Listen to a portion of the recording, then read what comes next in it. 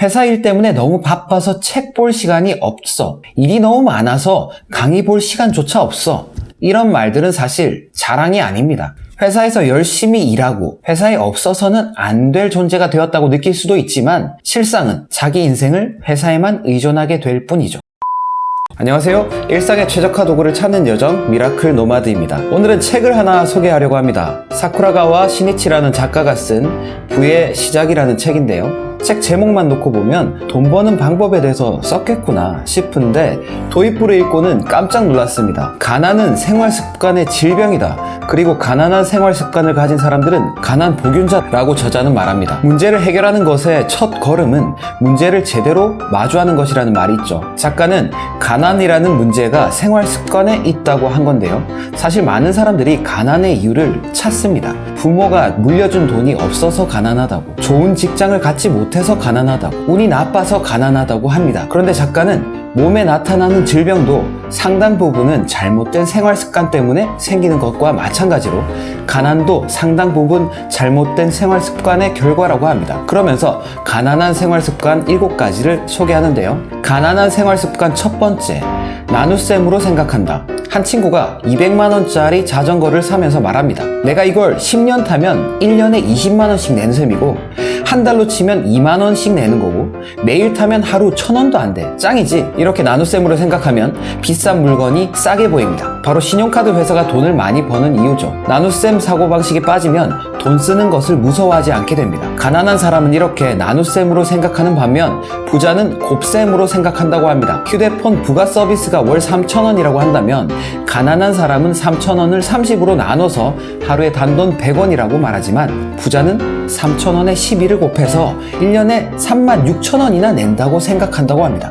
듣고 보니 진짜 그런 것 같네요. 물론 반드시 필요한 일이라면 돈을 잘 쓰는 것도 중요하겠죠. 근데 꼭 필요한 일이라는 게 지나고 보면 그렇게 많지는 않은 것 같더라고요. 가난한 생활 습관 두 번째, 미래의 가난에 둔감하다. 직장인은 매달 월급이 나와서 가난에 대해 둔감한 경우가 많습니다. 매월 같은 날 같은 월급이 변함없이 들어올 것이라고 생각한다는 거죠. 그러다가 구조조정이라도 당해서 갑자기 기존의 생활 수준을 유지하지 못하는 상황이 되면 그제서야 자신이 가난했다는 것을 자각하게 된다고 합니다. 그러면서 죽을 때까지 여유 있는 삶을 유지할 수 없다면 그 누구라도 잠재적 가난 상태라고 말합니다. 자신이 잠재적 가난 상태에 있다는 사실을 인식하지 못하면 결국 가난을 피할 수 없겠죠.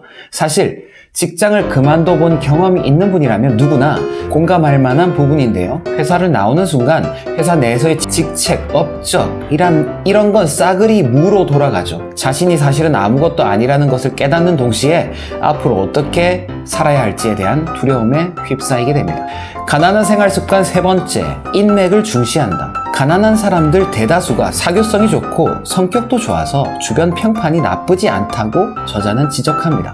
그런데 나이가 들수록 절실한 것은 인맥이 아니라 노후 자산이라는 것을 깨닫게 되죠. 물론 관계는 중요합니다. 신뢰를 축으로 단단하게 맺어진 인맥은 좋죠. 그런데 그게 아니라면 대개 회사를 그만두는 등의 서로를 잇고 있던 끈이 끊어지는 순간 떨어져 나가는 허망한 관계가 많습니다. 많이 와닿는 부분인데요. 친했던 관계도 제 처지가 힘들어지고 자꾸만 도움을 요청하는 관계가 되면 결국 유지되기 힘들더라고요. 그래서 일단 자신이 잘 되는 것이 중요한 것 같습니다. 가난한 생활 습관 네 번째, 욕망이 크다. 사기를 당해서 더욱 가난해지는 사람들이 적지 않습니다.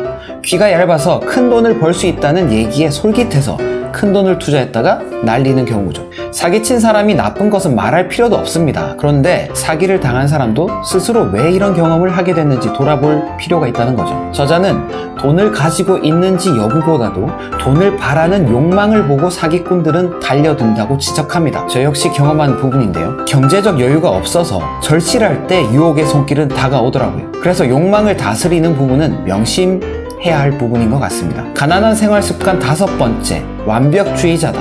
저자는 결혼하고 싶은데 결혼하지 못하는 사람과 부자가 되고 싶은데 부자가 되지 못하는 사람 사이에 공통점이 있다고 하는데요. 바로 완벽함을 노리다가 타이밍을 놓친다는 점이죠. 결혼을 원하면서 완벽한 사람이 나타나기를 기다리거나 완벽한 상황을 구축하기 위해서 저축하고 집을 사고 열심히 준비를 하다가 결혼할 시기를 놓친다고 합니다. 가난한 사람도 마찬가지인데요.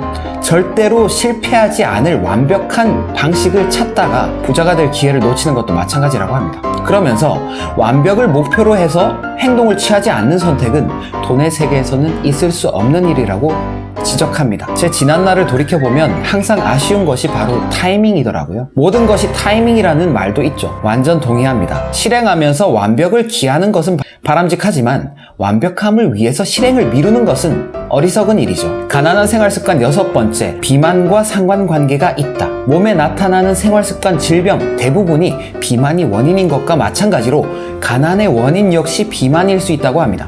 오사카 대학의 연구팀이 2005년 설문조사를 통해서 주택담보대출을 제외한 빚과 비만도 간의 관계를 연구했더니 빚이 있는 그룹 남녀 모두 비만인 사람이 많았다고 하는데요. 그러면서 비만은 경제적으로 보면 빚, 그러니까 먹는 재미를 우선시함으로써 짊어진 건강상의 빚이라고 합니다. 구체적으로는 뒤로 미루는 성격을 지적했는데요. 즉 뒤로 미루는 성격의 사람은 비만이 되기 쉽고 빚을 질 확률도 높다고 합니다. 비만과 가난의 상관관계는 좀 억지가 있는 것 같은데요. 뒤로 미루는 성격이 비만이 될 가능성, 그리고 가난으로 이어질 가능성과 관련된다는 지적은 설득력이 있는 것 같습니다. 가난한 생활습관 7번째, 항상 바쁘다. 가난한 사람은 항상 바쁘고 분주하다고 합니다.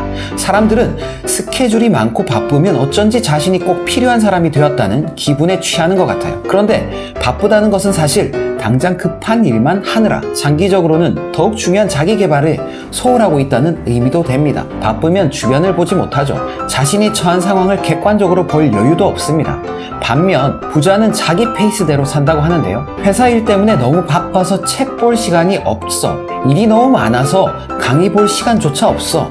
이런 말들은 사실 자랑이 아닙니다. 회사에서 열심히 일하고 회사에 없어서는 안 될 존재가 되었다고 느낄 수도 있지만 실상은 자기 인생을 회사에만 의존하게 될 뿐이죠. 열심히 하는 것보다 중요한 것은 방향을 잘 찾는 것입니다. 내가 지금 어디로 향하고 있는 건지 직시를 할 필요가 있다는 거죠. 오늘은 부의 시작이라는 책 내용 중에서 가난한 사람들의 생활습관 7가지에 대해서 다뤄봤습니다. 너무 과격한 게 아닌가 하는 생각이 들 수도 있지만 저는 이런 팩폭을 들으면 더욱 동기부여가 되더라고요. 댓글로 의견 남겨주시면 감사하겠습니다. 영상 도움이 되셨다면 구독과 좋아요 눌러주시고 영상 오늘도 봐주셔서 감사합니다. 내일 또 올게요.